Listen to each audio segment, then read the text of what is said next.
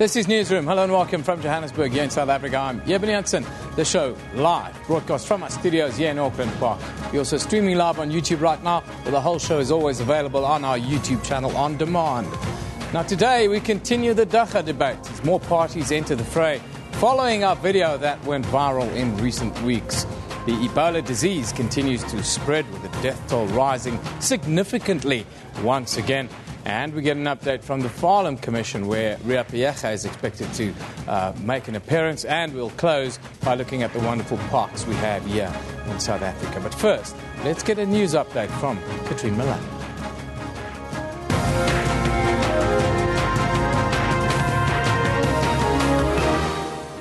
Well, hello and welcome to Newsroom. I'm Katrine Malan, and let's take a look at the top stories this morning. National Police Commissioner Ria Piecha is expected back at the Farlam Commission of Inquiry this morning.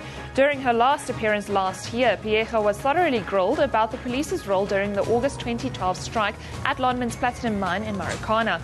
The commission is investigating the deaths of 44 people killed during the 2012 strike.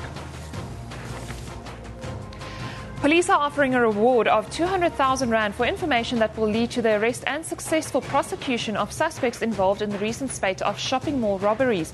5 people believed to be associated with the robberies have been arrested in Brixton and Doornfontein.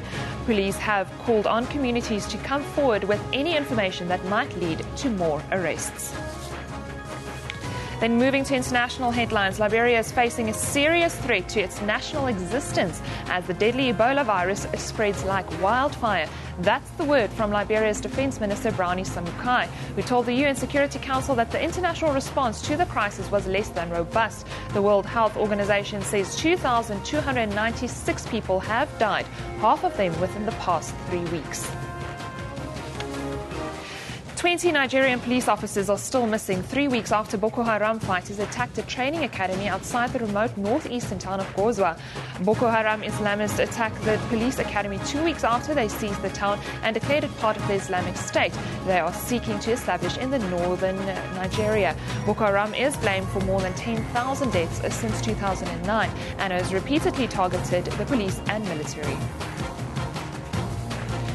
And then coalition partners in Lesotho are expected to confirm with President Jacob Zuma the final date for the reopening of Parliament. Zuma met the parties in Maseru, Lesotho yesterday as part of SADC mediation efforts.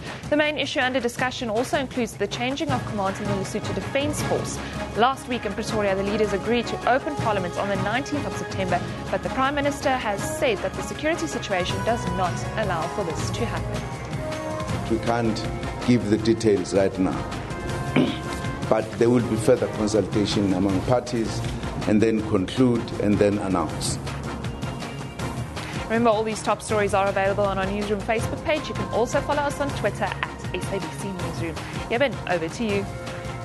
Thank you very much, Katrina. Now, after the huge response we here at Newsroom received from airing our Dagga debate with the concerned young people of South Africa, we take the matter of legalizing cannabis a step further.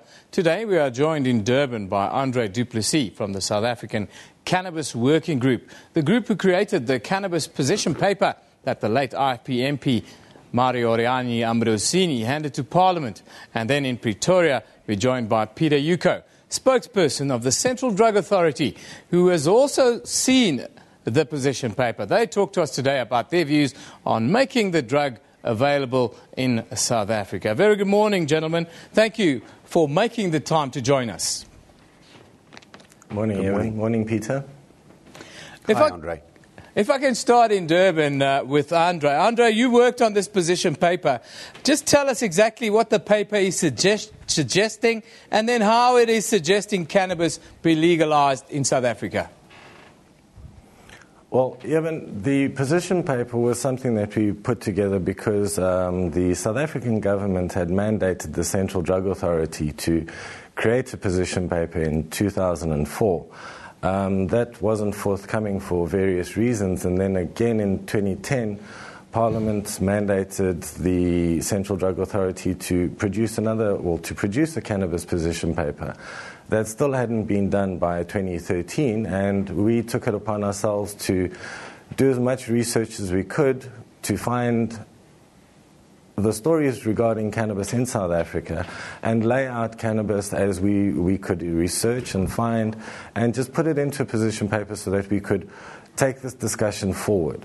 As you may have noticed around the world, that there's a large shift in drug policy and cannabis legalization, and we just wanted to bring South Africa up to speed with the international changes. Peter, in Pretoria, the paper's been presented to you. What are your views and position at this stage? Well, the Central Drug Authority's position is fairly simple.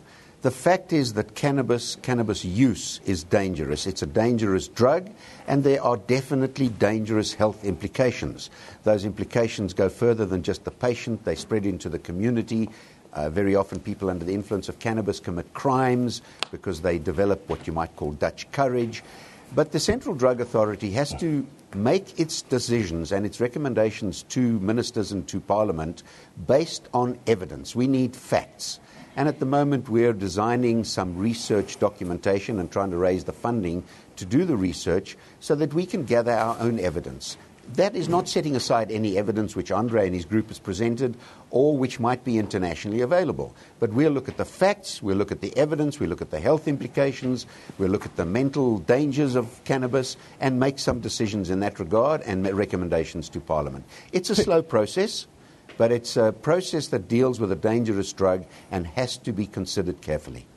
Where then are the evidence that you talk about that cannabis makes people commit violent acts?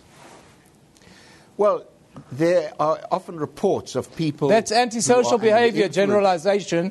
Where is the evidence? You talk about evidence. Where is the evidence that you talk about that make people violent? No, I said that there are some instances where people, users of cannabis, develop what they take the drug, and it's not dissimilar from alcohol, people do that as well, to develop some Dutch courage, and then might commit crimes. You're talking about alcohol, in my opinion, sir. Where's the evidence that cannabis makes people violent? You talk about you only work with evidence. Yes, that's correct. We will make our decisions, I said, based on evidence, real facts, not hearsay that people talk about. And I've just said that we will gather the evidence, but that includes things such as Dagga being a dangerous, mind-altering drug. So there are indications, and there have been evidence in courts and that sort of thing, and we'll gather it so that we have it in facts, not things that we've heard. Again, sir, it's very dangerous. Yes. It's very dangerous what you're talking about. You talk about evidence, and then you talk about you still have to gather the evidence, but it seems as if your mind is made up. I'm going to ask Andre to respond to you. Our mind is not made up. We are doing some research. Sure. I've said to you, we are developing our own research documentation and trying to find money to do the research. Correct. I also did say we will take into account international evidence that is available. Okay. Andre? Eben, could I just deal with this dangerous claim? Something that's very clear is that cannabis is non-toxic. There is no death that has been caused by cannabis, and the Central Drug Authority is going to be hard-pressed to show that the drug itself is toxic. The claim that cannabis is dangerous and may lead people to some form of psychological problems, the evidence based on that shows that less than 1% of the people that use cannabis may develop some form of psychological problem, and as such this psychological problem was probably underlying before their cannabis use. Now, the evidence that is quite apparent, if cannabis did have a psychological impact on the society as a whole, our outpatient rooms in our psychological care centres like Valkenburg and Groendakkies would be filled with many more patients than they currently are. And I have to question the Central Drug Authority's assumption that this is why this drug was made illegal. No, that's not why this drug was made illegal. The cannabis was made illegal in South Africa. The first law was in 1887, made by the RAG report in KwaZulu-Natal, and it specifically used very racist terms. Now, I did request for a clip to be shown about Mario Ambriosini, where he very specifically pointed out that cannabis has been used as one of the tools of generalized depression and social control in South Africa. Now, it's not just in South Africa that cannabis was used racially to control people. That was the initial reason why cannabis was made illegal. The after-the-fact scientific justifications came well after the fact, and in fact, they have been proven to be not correct. They've been debunked. If there was more psychosis caused by cannabis, we would have many more psychosis patients, which we don't have. Andre, I'll stop you there. We'll have a look at that video that he's talking about, Mario Ambrosini talking about this issue some time back. For too long, that which has been beneficial has been condemned. And in condemning the plant, they condemn the people. As one of the tools of generalized oppression and social control. The liberation of the plant is the liberation of the people. It is one of the many victimless crimes to put a folk in jail for the use of marijuana. If there is no victim, there should be no crime. Mr. Yuka, if I can come to you. Yes. What is your position regarding sugar? It's a constant question throughout this debate that's come up. The Central Drug Authority, what's your position on sugar? We don't have a position on sugar. We've never discussed any position on sugar, and the same applies to salt and all sorts of other things. Exactly. Then why are you then so against the legalization of cannabis when it's proven to be a lot less dangerous than sugar when abused? Well, we've never said that we're against the legalization of cannabis, and I never said that cannabis was toxic, as Andre asserted. You mustn't put words into our mouths. The Central Drug Authority realizes that there are arguments both for and against, and we have a neutral position until we have sufficient research to satisfy ourselves to make a recommendation to ministers and to Parliament. How long will that process then take, sir? I can't answer that question. It could still take a number of years, but there's three positions that you could take. One is the status quo, and I have no idea about social control use of the drug, and it's irrelevant in today's times. We must look at it as it is today. So status quo is the one position. Decriminalization, as Mario suggested in his little speech, is another option, and complete legalization is the third option. But the fact is that right now, medical marijuana or marijuana for medical use is available. You make an application to the MCC through your doctor and it can be made available. There is a process and it might not be easy, but it is available. So we don't want to jump the gun and take a very quick position on do we make it available for medical use and do we decriminalize it. It is available for medical use. And there are dangers to the use of dacha that cannot be denied. Smoking anything is going to cause respiratory diseases. We know that it does alter the mind in certain ways, and we need to get our definitive research as it affects us in South Africa, and then also, as I said, take into account the data which is available internationally. Thank you, Mr. Yuka. Andre, if I can just ask you, the Cannabis Working Group is or have been engaged in discussions with the Central Drug Authority. Has this been fruitful at all? What is your experience? Eben, let me be straight with you. Look, Parliament did mandate the Central Drug Authority, whose job it is to come up with the cannabis position paper, to draw up a cannabis position paper, and the first one was expected in 2004. By 2010, when the position paper was still not forthcoming, Parliament asked again for the CDA to produce their position paper. So, yes, while I hear Peter Yuko saying that they're going to be investigating things, I'd just like to make something clear. When we presented our position paper, there was emails to and fro that the CDA would engage us in open roundtable discussions. But quite frankly, Peter, it's almost a year, and the SABC itself is doing a much better job at producing roundtable discussions than the CDA has been in even just starting the roundtable discussions. Now, the harms, I understand that the CDA is going to investigate the harms, but it's been 14 years since they were meant to have produced a a position paper, and we're still waiting. The SABC is doing a better job than that. So, Peter, if I've got to ask you, along with what Eben has asked you, how much longer is it going to take the CDA to assimilate and read the knowledge that we made available for you? We effectively did your job for you, and now the SABC is doing your job for you. How much longer is this going to take, Peter? Please respond, sir. Well, yes, certainly, Eben. Andre, you didn't do your research for the Central Drug Authority. You developed a position paper with a group of people who have a predisposition to a view on cannabis use and abuse. And that document Peter, has been if you look at the front page of the Central Drug Authority, well, if you look at the front page of the position paper, you see it was addressed for the Central Drug Authority. While you are talking to me, I did make it very clear. Peter, you should have read it already. You've had it for a year. Andre, you should have read it already. And on the front page, you'll note that we did actually make it for the Central Drug Authority. Yeah, no, sure, Peter. Okay, let me ask you a question, because you're making all sorts of claims with regard to how dangerous cannabis is and why it needs to be controlled. Peter, have you yourself experienced cannabis in any form? Have you grown a plant? Have you smoked it? No, I have not. It would be stupid to assume that I have. But, Andre, you mustn't put... Because if not, Peter, I'm taking sex advice from a virgin. Okay.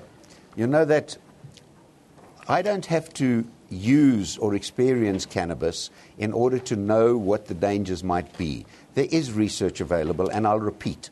The Central Drug Authority... Yes, and what about the benefits? For your research. Eben has asked you for your research that you're claiming on. Now, what I'd like to say, Peter, is I have experienced Andre, cannabis... Please, can you stop, Andre, so that I can answer that question? I didn't say that we have research. I said very clearly we are developing a research document which will ask the questions, which will provide answers that we seek to find regarding the benefits or the harms caused by dacha, regarding the advantages of maintaining the status quo or decriminalizing or legalizing and all those things. We have not got any research of our own yet. I did say we are looking for money to do that research. Now, for a person like Mario Ambrosini to have used dacha, it's available for other people who want it through application for the MCC. So the Central Drug Authority doesn't see any real need to make an unprecedented, unwise, hasty decision in making recommendations of what might be good or bad for dacha, or legalization or decriminalization of dacha. We take a neutral position and will look at the research. The position paper that has been presented by the dacha or the Cannabis Working Group is their view of what might be required. There are counter views, and if you look at countries around the world, some counties and states in America have legalized the sale of dacha and their shops that do it. Portugal and the Netherlands have really soft systems of dealing with cannabis and all sorts of other drugs. And I think we need to examine those systems. But until we've looked at it all, we won't make some decision. To try and obfuscate the argument by laws that were made in the 1800s and say they were designed for social control is totally irrelevant. We know there is sufficient evidence to indicate that dacha is and can be dangerous. We also know a fact in South Africa, it is available for medical use. So there isn't any great haste to make an unwise, ill-considered decision and recommend to Parliament about what may or may not be done or what should and should not be done. Thank you, sir. Thank you for a wonderful summation of your position. Can you respond to that in about a minute, Andre? Thank you. That's what we have left. Yeah, sure. If cannabis was available for use from the Medicines Control Council, believe me, Eben, it takes as long to get an appointment with the Medicines Control Council as it does with the CDA. It took me over 6 months to get an appointment with the Director General, and in fact, it took the Public Protector's persuasion before I could get that. In the meantime, Mario Ambrosini, who had also made an application, didn't get his medicine. He managed to get it after I made a few phone calls, and we made an arrangement so that he could get his medicine outside of the slow delivery period that government seems to work with. Now, Eben, this is something that we're getting way late on. We need to take the discussion much forward. You know, Peter and I, we do the South African National Cannabis Working Group and the Central Drug Authority, we do have overarching common points, common ground, where we want to protect the young and the vulnerable. We want to take control of drugs. We don't want drugs available in school. We want to reduce crime. We want to improve health and security and development. And most importantly, we want to provide good value for money with regard to controlling drugs. At the moment, we've got drugs being controlled by a flat-out ban based on the Medical Controls Council scheduling system, that cannabis is as bad as heroin and cocaine. And in fact, they've just made an amendment which makes white pepper as bad as heroin and cocaine. They've made beta-carotene and all its esters and ethers and sub-homologs also a Schedule 7 substance. So all that white pepper on your table is now just as bad as cocaine. But that doesn't detract from the problem that children at school still have cannabis available to them. We need to take control of the market. Prohibition didn't work because it left the management of the drug situation in the hands of the police. It was written off by the Medicines Control Council as being dangerous. For whatever reasoning, we're still waiting for that evidence from the CDA and the MCC. And thank you, Peter. Thank you, Andre. We're running out of time, unfortunately. Thank you very much, both of you, for a very stimulating debate on this matter. Mr. Yuko? Yeah, but I must just comment. Please, would Andre not throw nonsense into the thing like Thuli Madonsela and the public protector putting pressure on the Central Drug Authority? Peter, I've never heard. Gentlemen, we've run out of time, unfortunately. We need to Can we take this matter on the offline? real health issues, and that is alcohol and nicotine, and dacha is just part of the mix. And we will pay attention to it in good time with evidence. We hope it doesn't take another 14 years for the evidence to be gathered, Mr. Yuko, but thank you very much for joining us. Thank you, Andre. We'll continue this discussion on SABC News in the weeks and months to come as South Africans are voting with their mice online. They want this debate to be continued, and we will do so. Thank you for giving us the position paper and the position of the CDA on this matter. Thank you, gentlemen, for joining us today. Another invigorating debate around this subject. Fortunately, it's taken a little bit longer than we expected and very passionate points of view. However, there's still some news to be had today. The National Police Commissioner, Ria Piecha, has been recalled today to testify before the Farlam Commission of Inquiry into the shooting of lineman workers involved in an unprotected strike in 2012. It will be the third time Piecha is called to face questions on police conduct at Marikana. The South African Human Rights Commission presented new video evidence last week showing in detail the shots fired at Scene 1 on the 16th of August of 2016. For the latest, we're joined from Centurion in Pretoria by our very own reporter, Ntombi Mia. Good morning, Ntombi. How are you? A very good morning to you, Eben. Ntombi, just tell us about the video analysis presented on the 4th of September by the Human Rights Commission that led the police commissioner now to be recalled today. Well, you remember that video evidence was specifically around the shooting. And what the Human Rights Commission was looking at the moments before the shooting, before police shot. You remember that the police's evidence and their line of argument has been that they shot at the miners in self-defense. Now, what is shown in that video evidence is that you can see a few gunshots that were shot from the direction of the miners, but the bulk of the gunshots that are coming back come from the side of the police. And that video evidence also shows that police seem to have cornered the miners on either side, leaving them with very little option to escape. They were basically trapped between two lines of police, and police shot a hail of live ammunition. So that video evidence that was shown by the Human Rights Commission is extremely incriminating for the police's case, and it knocks a lot of holes into their evidence so far that they shot in self-defense, because there doesn't seem to be any trace of miners having shot initially at the police. Certainly a very important day today, it seems. But you were at the inspection. No love lost between the parties involved in this scenario. Just give us a quick insight. What happened on the day there when you did the inspection with Judge Ian Farlam earlier this week? Well, the inspection in loco went off relatively smoothly in the morning.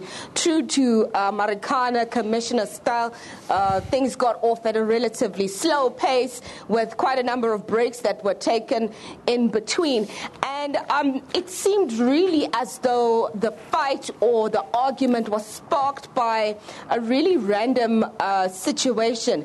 A woman who was wearing an NUM T-shirt who wasn't really speaking, she literally was just standing there listening to the proceedings as they walked to the copy very close to where the miners were shot, and a group of Amku miners turned around, saw her shirt and started complaining. Many of them started complaining in isiXhosa, prompting Judge Tokota to respond back to them and reprimand them for their disrespectful tone and their disrespectful use of language. And it led Judge Ian Farlam to then put a halt in proceedings and say, well, you know what, there is a level of intimidation against this woman, and we don't want a repeat of what was happening. And you started seeing the situation spiraling out of control between the police who were trying to intervene and trying to calm things down, and the miners getting more and more aggravated with the police interference up until the inspection in loco was called off. And I think perhaps that was maybe the best thing that Judge Ian Farlam could have done under the situation. Now, the hearings itself, are we starting to move towards the end of it or not?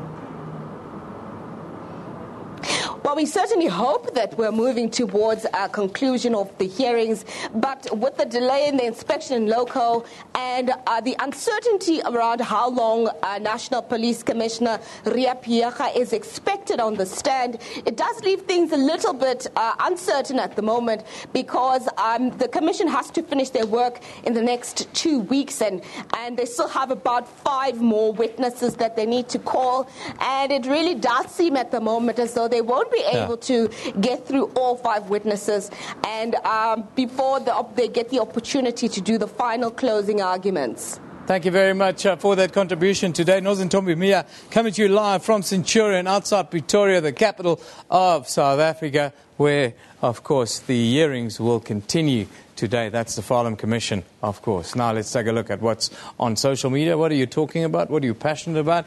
At SABC Newsroom, Dacha debate. This is not about money. If they were to look for volunteers, they would complete the research. The CDA seems ignorant. That comes from Colin Marshlangu. Madao Rofiwa says, Cannabis SAS. Yes, they should legalize as it's being consumed all the time, though the government won't get tax. That one from Mudao. Donovan says, people are selling and smoking dacha like it's legal. Yes, we should wake up to that reality. Thank you for those comments. Those are your comments that's just come in on the dacha debate we had to open the show with. Let's take a look at what's happening around the globe right now. The Times in Europe. Her Majesty is, reporting that Buckingham Palace has warned politicians that the Queen will not be dragged into the battle over Scottish independence. Her Majesty's loyal subjects, as they call the Scots, I think. This comes just more than a week before Scotland heads to the polls to vote in a referendum on whether it should be an independent country. As we go to the east, in China, papers have revealed that the suicide rate of people over 65 in Hong Kong is almost double that of any other age group. We come back to Europe. In France, papers are reporting that the deadly Ebola virus is spreading fast in Liberia, where the World Health Organization says thousands of new cases are expected over the coming 3 weeks. Very scary indeed. The spread of Ebola is real. They've had a case in Italy. When will we see the first case here in the southern parts of the African continent? We hope never. Now, on a lighter note, on this day, in 1897, the first ever drunk driving arrest was made in the United Kingdom. Where else? A 25-year-old London taxi driver named George Smith became the first person ever arrested for drunk driving. He slammed his cab into a building, they say. Smith later pled guilty to the charge of drunk driving and was fined the hefty sum of 25 shillings, or R2.50 in the modern, or what you and I would understand. You're watching Newsroom. We'll be back after a short break.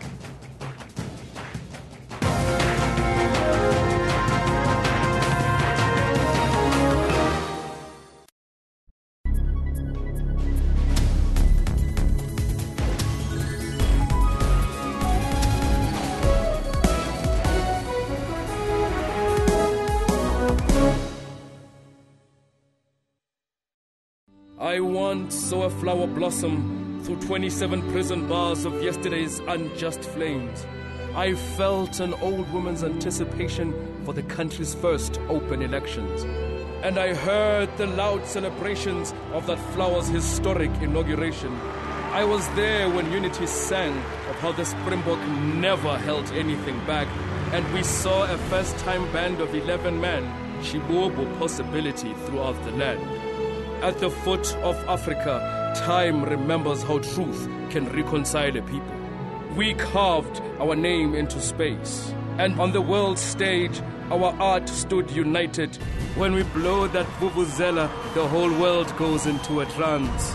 And even in that tearful hour of the flower's separation, we are a people who see the music and hear the flowers dance. SABC, sharing 20 years of inspiration.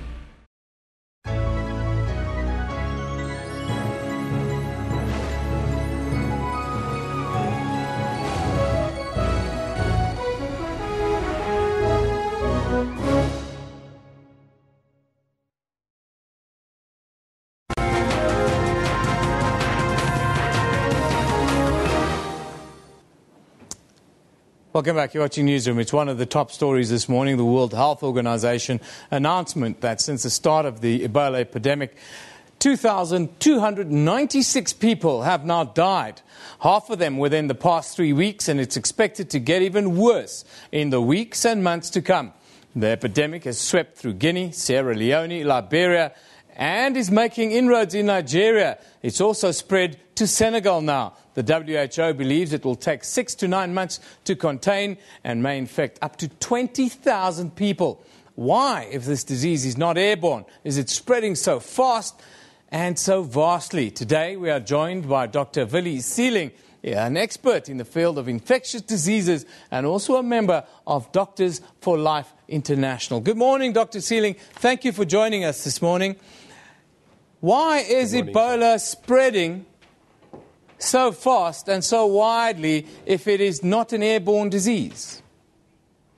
There are a couple of reasons why it happens. One of the most important reasons is that apparently during the funeral rites in that part of Africa, the body of the patient is touched, and the virus is then transmitted to people who might have small breaks in their skin, and that is the main reason, because blood and body fluid is the reason for the spread of the virus. Are you happy that we know enough about this disease and the spread of it? We know enough about the disease and its spread, yes. And what about the international response to it? Do you believe we could have done a little bit better in containing this disease in West Africa? I think more could have been done, but I think that within the context of what resources are available and the amount of personnel that were available to manage the disease, the amount of hospital beds available for the management of the disease, I think that was insufficient. Do you see quarantine centers as a legitimate threat with regards to the spread of this disease? It seems in West Africa, these quarantine centers where people are often locked up and kept in prison-like conditions, and these people often want to escape. They claim they're not being fed, they're not being given water. Is that a threat to us in the southern parts of the country where patients could be escaping and coming down south? I don't really think that there's a chance that that patients could be escaping from there. One needs to take into consideration the economic reality of international travel. It costs quite a bit to come to South Africa, and therefore I think it would only be people who have the financial resources and ability to come here that would could potentially be exposed and bring the disease to us. Let's talk about the virus itself, Doctor.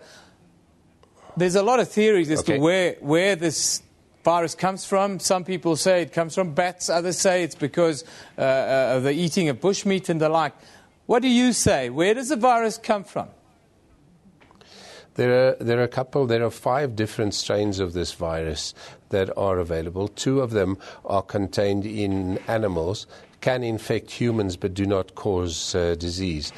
Obviously, it can happen in these animals, as you have told us, and it does occur in the bats, and apparently transmission has taken place from bats to people. What would you like to see international governments and then the affected countries do in the short and medium term to contain the spread of this disease? I think one of the most important things that one can do is to actually provide adequate housing for the people who become infected. It is obvious from information that I drew off the internet this morning that patients who are ill are being showed away from hospital because there are no beds available in Liberia. This is a very grave problem because it means that infected people would be in the streets and at home where they would continue to spread the disease. It means that makeshift beds and hospitals need to be made available, and obviously that will not happen overnight because it does cost some, and both the physical space and also the beds need to be made available. Above and beyond that, it is also critically important that healthcare personnel be issued with adequate protection garb to protect themselves against spread of the virus, because not only can they be infected themselves, but they can also spread it to further patients. Dr. Sealing, thank you for joining us this morning.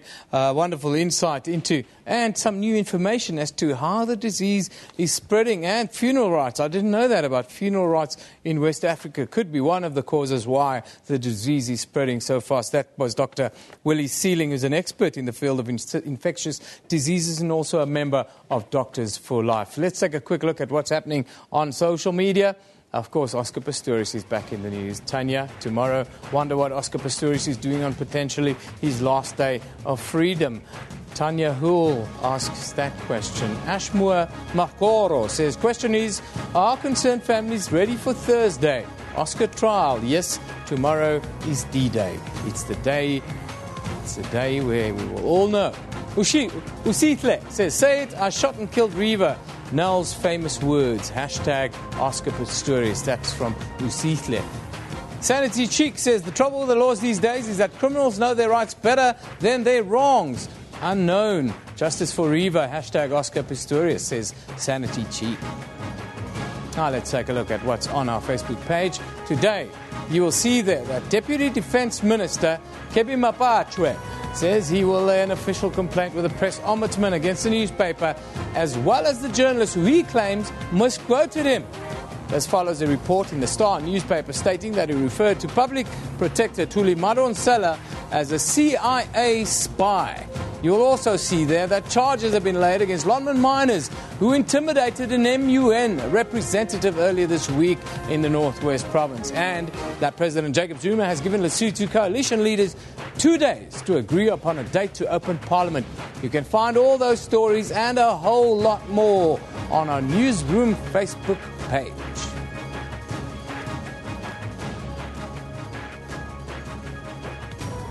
Considering the company has set... Now, impressions were mixed as Apple unveiled a watch, 2 large iPhones and a mobile payment service yesterday, as Chief Executive Officer Tim Cook seeks to revive the technology company's reputation as a wellspring of innovation. The first new product to be developed and introduced under Cook's reign is a timepiece tethered to the iPhone that will combine health and fitness tracking with communications. That's been done before. The Apple Watch can receive phone calls and messages, play music, serve as a digital wallet to pay for goods, and monitor heart rates via special sensors. The watches will come in 3 collections, including a sport edition and an upscale line coated in 18-karat gold. Is that all that Apple can come up with? Samsung's done it before.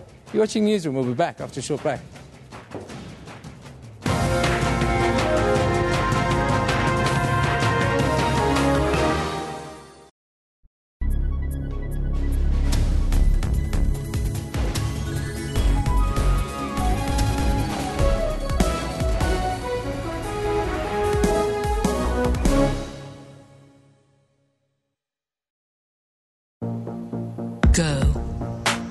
Go on. Go explore. Go with the waves. Lead the brave. Go bold. Go strong. Drive. Dare. Go everywhere. To oceans where no one's gone.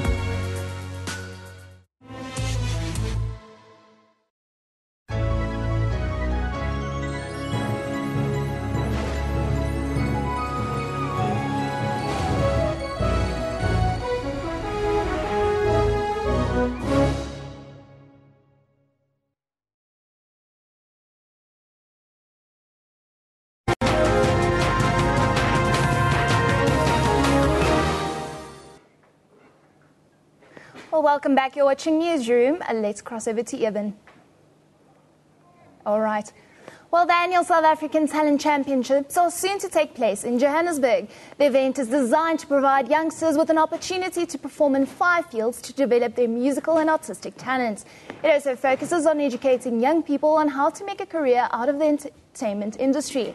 Now, this year, American actor Aaron Marcus will travel to South Africa to present a workshop to the contestants. But before we chat to him from the US, we are joined in studio by Lisa Steinman. Lisa Marie, thank you so much for joining us today. Firstly, can you just tell us a bit more about what exactly is SACH about? How did it come about? Yes, Anine. SACH stands for the South African Talent Championship, and it's basically a very fun, awesome competition in the performing arts. So it includes singing, acting, dancing, modelling and instruments. Wonderful. Then can you tell us, I know parents can sometimes be concerned about entering their children into competitions like these. How does it work exactly? You know what, Anine, it's a very safe platform. We like to promote faith, ethics and moral values in the talent industry because it can be really a cutthroat industry, and we all know that. So they basically enter their kids in a safe platform, and there's scouts from the US, from Actors, Models and Talent for Christ. They come here, they scout the performers, and we take them over there and present them in a safe environment to industry experts. Yes. And actually this year, the exciting element is that you've got Aaron Marcus that will be coming to South Africa for the first time to present one of his workshops. I know we've got Aaron on the line. Can we talk to him at the moment? Yes. Aaron, thank you so much for joining us all the way from the US. My pleasure. Yes. Aaron, can you just tell us a bit more about these workshops that you present and what exactly you'll be focusing on when you travel to South Africa now? Sure. You know, what I find is that most people who have any kind of interest in acting or modeling typically don't know what they need to do to get started. And so I've given over 500 workshops, and what I do is I teach people how to get started, how to put together the right photos, how to audition, how to make sure that they are entering the industry in a safe way, in a smart way, and they will be incredibly educated and know exactly what they should be doing. Yes. And in this case, you are dealing with a lot of youngsters. What is the advice you give to parents? Well, there are a lot of things. One of the things is let the children be children. It's important for parents to certainly be very involved in their child, but they also have to need to learn to stand back and let their child do their thing. And what's also very important is making sure that the child really wants to do this, and it's not a parent who is pushing a child to get into the industry. So the child needs to want to do this, and I think it's very, like I was saying, it's very important that parents are involved. And as a matter of fact, at the workshop, there is no charge for a parent to actually attend with their child, but let their son or daughter have a good time and play and learn, and for the parents to really learn as much as possible as well. Wonderful. And we know you're traveling to South Africa for the first time. Have you ever had the opportunity to work with South African actors in Hollywood? No, I have not. I'm very excited about coming to the area and meeting, and who knows? I know there is a television show on Showtime that is being shot in South Africa, and so I might look into it a little bit more and see exactly where they're shooting, but it's a wonderful show. Aaron, thank you so much for your time. We look forward to having you here, and we'll make sure we organize a traditional braai for you. Can't wait to be there. Thank you. All right. Lisa Marie, I would just like to end off with you. Just tell us about some of the success stories of SABC. There's so many, Anine, and it makes us very excited. But just a few. Stefan Pieters returned from AMTC. He joined Boss Models. He was very successful in the Asian market. He featured in promotional material locally, on magazines. Then we have Mareike Besaidnout. She joined the Millennium Dance Company in California, and she danced with choreographers from Christina Aguilera, Justin Timberlake. Wow. We had another model. She signed with Ford Paris. So there's lots. So many great stories. Absolutely. Well, thank you so much for joining us in studio today. Eben, back to you. Yeah, thank you very much, Anine. Now, the South African National Parks, along with its partners, opened the 9th official South African National Parks Week by announcing this week that free access will be granted to the majority of national parks and SANParks management this week. This in an attempt to promote access to the natural beauty South Africa has to offer. Now, Paul Minari is a man who knows about this. He's in studio to talk to us about these parks. Paul? Yeah. Do we only know about the Kruger Park in South Africa? That's actually a good thing. A lot of people, the Kruger National Park is so famous and so big, but I've picked out a couple of very unknown ones or slightly smaller ones that we have in the country. And if you can upload them on my weather system there, we'll quickly go through them one by one. Yeah, it should be quick. The first one is the Marikana Park. It's actually very beautiful. It's in Limpopo province, just by the Waterberg. Where is that? Limpopo? Limpopo province, yeah. Wow, wonderful. In the Waterberg, yeah. And what's interesting about that one is that it has the world's largest population of breeding Cape vultures. Can you believe it? Wow. Yep, and then you can also look out for velvet monkeys, and they've got also bigger mammals like your leopards, elephant, rhino, as well as looking at things like your lions. And then the second one, or the other one, is called the Golden Gate Highlands. This one is in the Free State province. It's also very, very beautiful. Two things to look out for there, is also things like bearded vultures. It's the scene alone. It's one of the most beautiful parks in the world, isn't it? Yeah. And it's also it's not that well known. It's quite small. It's in the Free State province. And, you can also look out for Oribi Gorge, elands. Also, the black wildebeest is also to be found there.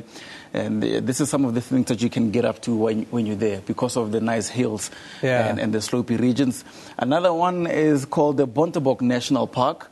In the Western Cape. Now, I wanted to ask you about Bontebok. Will you be able to see all the flowers there this time of the year? It's really beautiful. I saw in full bloom pictures on Facebook. Some of my friends are putting up. It's really beautiful, and people should make a point of going to have a look. Yeah, exactly. Unfortunately, with this one right now, it's been hit by some severe floodings. Some areas are quite flooded there, so you won't really be able to see a lot of plant life. But animal life, very beautiful, and it's really strong on conservation of the Bontebok antelopes. This is one of them that you see there. But yes, the flowers are sprouting at this time of the year, and it is looking absolutely fantastic. So this is the Bontebok. And Agulhas. Agulhas is a national park? Yeah, Cape Agulhas. It actually started out as about a 10-hectare space, and then they decided, we need to turn this into a national park as well, because it's at the southernmost part of of the African continent. So Yes. if you're at the Cape Agulhas and if you're at the Agulhas National Park, you're actually at the edge of the world almost, at the tip of the most continent. southern point on the African continent is how we sell it to the Germans, and they come back time and time again. Exactly. Wonderful. So it's all sorts of, all over the country. We've got all this wonderful nature. We talk about the different biomes last week, and this falls smack bang in the middle of that. If you want to see the different biomes in South Africa, you have to research and look at the different parks, and it's really affordable to take families and the like into these areas, isn't it? Exactly. I mean, if you think about the first one that I showed you, the Marikana, it's just about 250 kilometers from here into the northern parts of Limpopo. And then this one is quite far, if you live in Johannesburg, so you'll have to take, a flight down to Cape Town and then drive to Cape Agulhas. But if you're in Cape Town, it's very close for you. And it's quite affordable in terms of traveling there, and also the backpackers that you find there.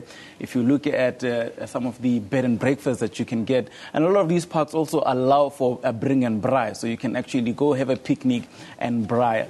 Bring and braai. People won't burn all the beautiful nature down there, Paul. That's a bit worrying, isn't it? No, not really. I mean, a lot of conservation is quite a big issue when it comes to this, and they're looking after the plants and looking after the animals. And so the rules are quite strict on how to braai. And they've got really... braai. Yeah, we've got braai, braai genes in our culture, You know, Paul, braaiing normally goes with drinking, and it never ends well, unfortunately, in South Africa. That's where we leave it. But wonderful to see the different parks in South Africa. I'm definitely going to try and sell it to my family to try and go there before the end of the year. One must always take a holiday every now and again just to clear the mind and to reconnect. That's what we have to do. That's where we wrap Newsroom, but we're not going to go on with our normal programming. We're going to the Marikana Commission of Inquiry, landmark day there. We expect Police Commissioner Ria Piecha is on the stand today delivering very important testimony in the outcome of this case. Let's go live to the Farlam Commission in Centurion outside of Pretoria. 206. You had a conversation with her lasting 64 seconds. Is that correct? Yes, absolutely. Yes. Now, we have a recording of her side of the conversation. It's exhibit quadruple J 192 bis. And on the first page, this is what has been transcribed. Now, admittedly, this is only her talking to you. We don't know what your answers were.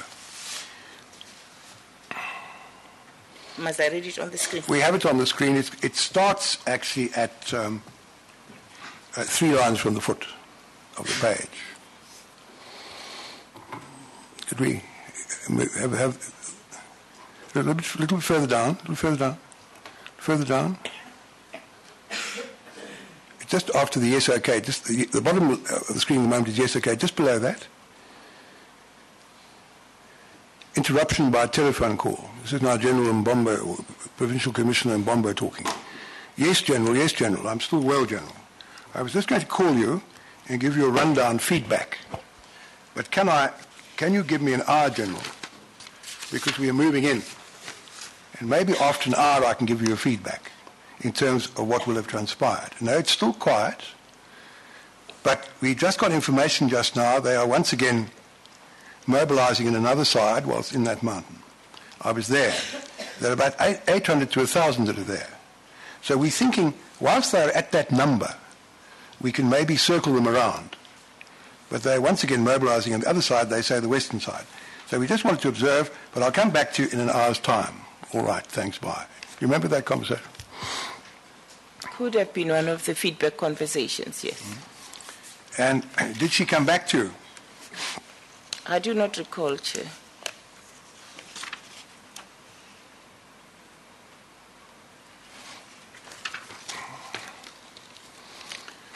Well, according to your telephone list, you had a conversation with her for 303 seconds at 18:20.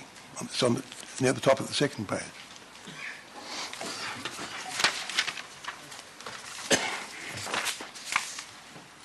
Remember that conversation? Chair, yes, the call should have taken place, yes. Can you remember what was said? Chairperson, I have said already earlier on that I've had a lot of conversations, but I wouldn't be able to recall that one specifically. I see. Because I must say, I would have expected her to have told you what the plan was. I've told you what the plan was according to the evidence we received. I would have expected her, following up the conversation of which we've had her side on the transcript, I would have expected her, when she phoned you later, to have told you what I've just put to you, but you can't remember that at all. Is that fair? The detail, Chairperson, I acknowledge that she could have come back. There's a lot that has been discussed about this process of Marikana. But to say to you, Chair, that I recall the details of that 303 in the midst of this many calls, I can no longer package them in that fashion. Right. Of course, you wouldn't have had that difficulty in remembering the call on the 15th because it had only taken place the day before. Chairperson, I'm honest. I really do not want to lie to the Commission. No, I'm not. No, forgive me. I'm not asking you now to say something you can't remember. That's the last thing I want you to do. But what I'm putting to you is that on the 15th, at that meeting on the Wednesday evening, you would have been in a much better position to remember what General Mbombo had told you the night before in that 5-minute conversation that we've seen that took place after 6 o'clock. That's correct, isn't it? You may have had lots of phone calls, but surely the Marikana situation was a very serious one. And a report you'd received from the Provincial Commissioner the day before is something you still would have remembered then, surely? Chairperson, what I'm saying is, indeed what she would have given me feedback would have been what is happening in Marikana. And not the plan? And if we have a meeting on the 16th, those issues would still be the same. And if she comes on the 16th to say, we're planning now to go and disarm, because we haven't disarmed them, it would still be a continuation of a discussion. Yes. All right. Well, I put the question to you. Now, the difficulty that arose on the Wednesday night was this. The information that I think you had was there was an indication from Mr. Mutunja of AMCU that the strikers might be prepared, I think he may put it even more strongly than that, probably would be prepared to lay down their arms on the Thursday morning. But it was indicated that that wouldn't happen until after 9 o'clock, because he was going to go back to the Kopi to speak to the strikers at 9 o'clock. Now, were you told that by the Provincial Commissioner? That conversation did come at some point. All right. Now, you see, that gives rise to a problem. Because if the plan was, as I summarized it to you, to have a tactical option at daybreak, and there are a few people on the Kopi who can be dealt with fairly easily, putting wire around them, and then to deal with others as they approached, because evidence was that most of these strikers used to go home at night, come back in the morning, go home for lunch, and come back in the afternoon, go home again at night.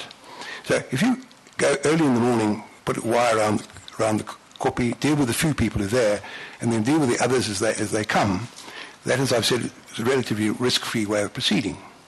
But you couldn't do that later in the day when there were already well over 1,000, possibly 2,000 people on the Kopi. So that plan wouldn't work. That's what Lieutenant Colonel Scott conceded in his evidence.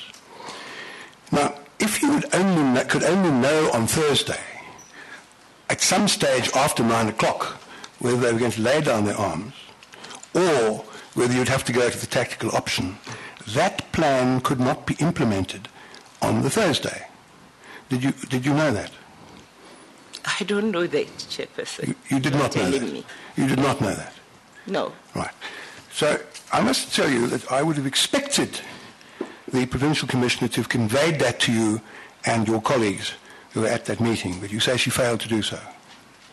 It was not the plan to discuss the plan, Chairperson. I have said that earlier on.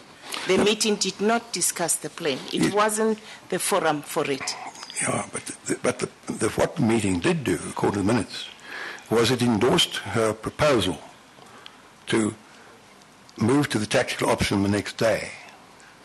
She herself said, I must tell you, that she conceded very readily that tactical operations weren't her forte. That wasn't her field of experience. her field of experience was more financial administration. And she said that there were a number of seasoned operational people present there that night, including, I think, Provincial Commissioner Petros from Gauteng, who'd actually been with you there on the Monday night. And if any one of them had said, but this isn't a good idea to proceed tomorrow, you must rather wait a bit, she would have listened to that and not proceeded with the decision to proceed the next morning. Now, you see, what interests me is that the meeting took up to an hour. So what was discussed? That's what I'm trying to find out.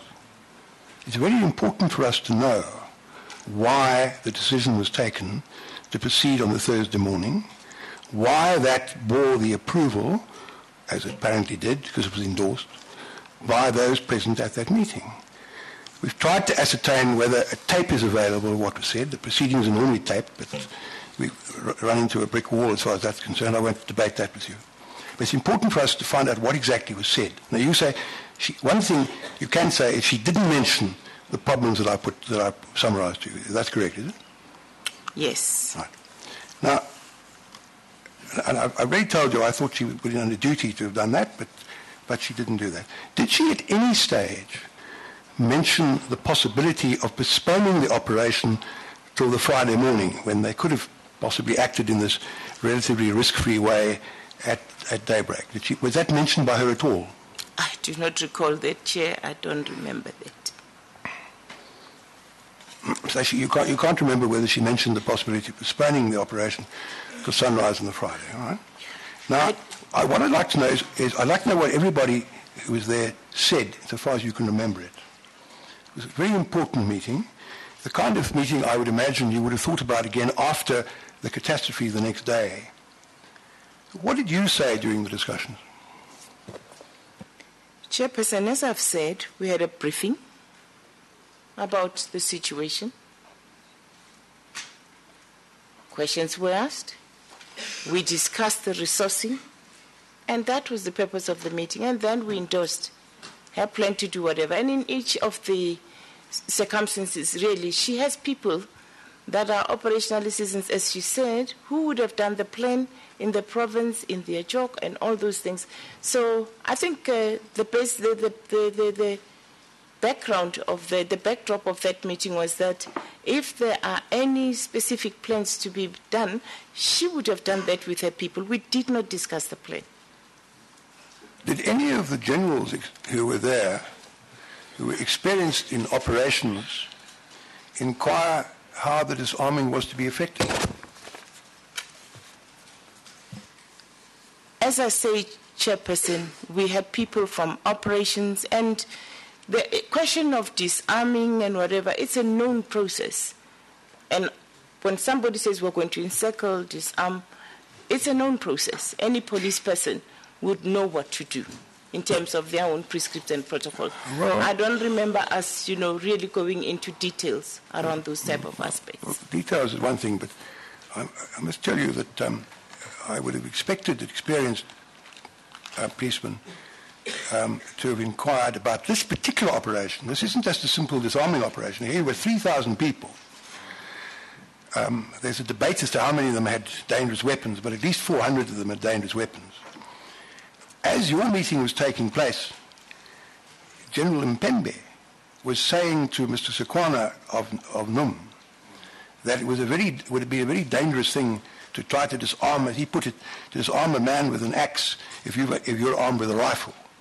It would be a very dangerous thing to do without the serious risk of bloodshed, which is why he suggested another way forward. But let's not debate that. You don't know anything about that. But he obviously was concerned that it wasn't just a simple disarming process. It could be done without any trouble. So what I asked you, which you haven't quite answered yet, let me repeat the question. Did any of the generals there who were experienced in operations inquire, not necessarily for details, but inquire how the disarming was to be effected in a way which was not likely to lead to bloodshed? Chair, as I've already indicated, the conversation about disarming and all those type of took place. Those type of details of whether there was inquiry, the plan we did not discuss. The modus operandi of disarming and whatever, could have been a conversation, but I don't recall really specifically around that, because at that point in time, even your memory is not grasping that. It's a conversation trying to understand what is happening in the environment, what is going to be done, and what one can clearly say was that we supported and endorsed their plan to disarm the protesters. Are you telling this commission that not one of those experienced generals, Masemola and Mavela from head office, all the other provincial commissioners, not one of them inquired whether there were any risks, raised a note of caution about the possibility of bloodshed, mentioned the furore that had arisen as a result of the killing of Mr. Tani? Did nobody raise any cautionary note at all about the risk of bloodshed? Is that what you're telling this commission? That is not what I'm telling this commission, Chair. I'm saying Are you that telling us then? I have said, Chairperson, the issue of disarming the protesters was discussed. The detail of what was asked, I don't have it, Chairperson. I don't have it in my head recorded in that narrative sense that you are asking from me. The issue of disarming the protesters was discussed and was endorsed. But what you are asking of me is to have that photographic memory of saying what happened. I don't have it. I'm afraid I'm not communicating to